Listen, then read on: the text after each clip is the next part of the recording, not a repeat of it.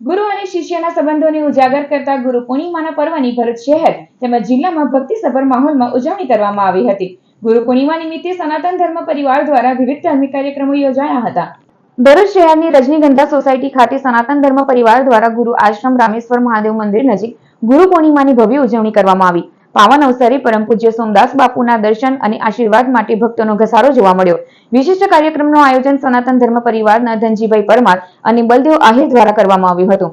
સમગ્ર કાર્યક્રમ દરમિયાન ભજન સંધ્યા, પૂજા અર્ચના અને ગુરુ વંદના ગુંજ્યા હતા। ભક્તોએ ગુરુ પરંપરાની મહત્તા પર પ્રવચનો સાંભળીને આધ્યાત્મિક અનુભૂતિ કરી। આ પ્રસંગે ધારાસભ્ય રમેશ મિસ્ત્રી, મહામંત્રી નીરલ પટેલ, દિવેશ પટેલ, ચેનલ નર્મદાના ડિરેક્ટર નરેશ ઠક્કર, કનુભાઈ પરમાર સહિતના શહેરના અનેક અગ્રણીઓએ પણ સોમદાસ બાપુના આશીર્વાદ મેળવ્યા। ઉપરાંત લાયન્સ ક્લબ ઓફ અંકલેશ્વર અને સનાતન ધર્મ પરિવારના સહયોગથી મેડિકલ તથા આયુષ્યમાન કાર્ડ કેમ્પનું આયોજન થયું।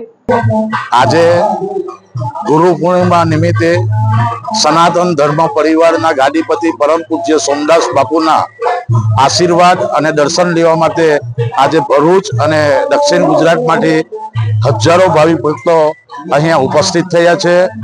સાથે સાથે અંકલેશ્વર લાયન્સ ક્લબ દ્વારા અહીંયા એક મેડિકલ ચેકઅપ કેમ્પ અને વય આયુષ્ય કાર્ડ કાઢવાનું પણ કાર્ય ચાલુ છે।